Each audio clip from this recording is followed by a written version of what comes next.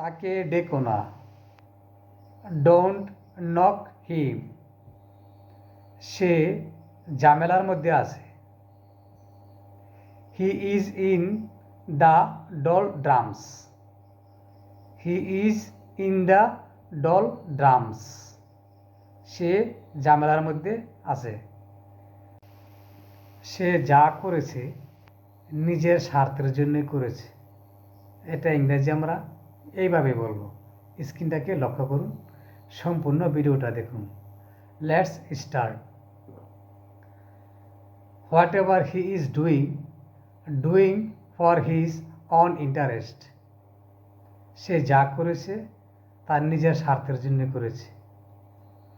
আপনি যদি চান সে আপনার সাথে দেখা করবে।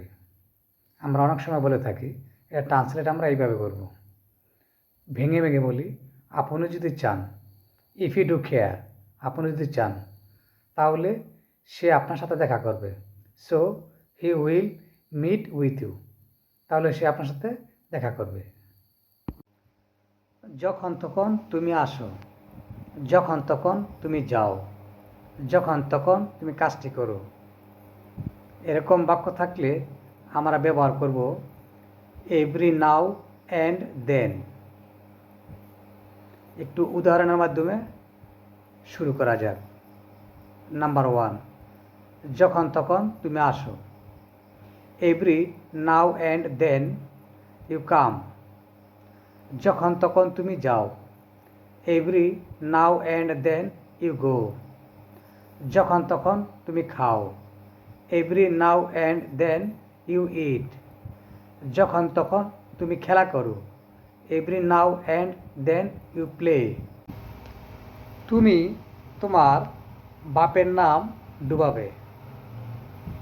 এটা ইংরেজি আমরা এইভাবে করব। স্ক্রিনটাকে লক্ষ্য করুন। Let's get started. তুমি তোমার বাপের নাম ডুবাবে। You will blacken your father's name.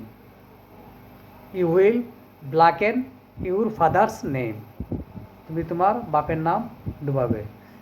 যদি সে না যায়, যদি সে না খায়, যদি সে না আসে, এরকম বাক্য থাকলে আমরা এইভাবে ট্রান্সলেট করব। আনলেস প্লাস হি প্লাস ভার্বের সাথে এস অথবা ES.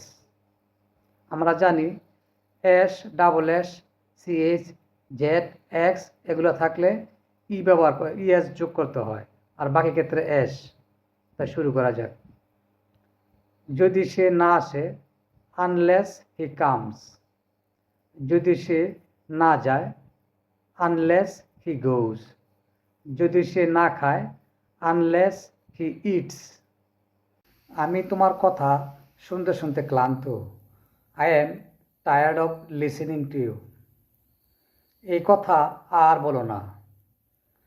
Don't say that anymore. আরেকটু সামনে যাও।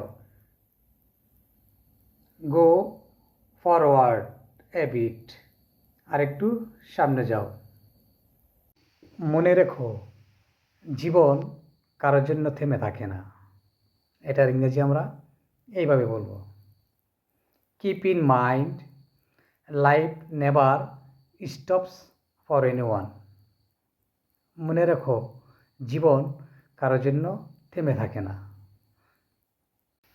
কোন দিকে যাব? Which direction will I go? আমি সিদ্ধান্তহীনতায় ভুগছি। I am suffering from decisions. একটু সাহায্য করো।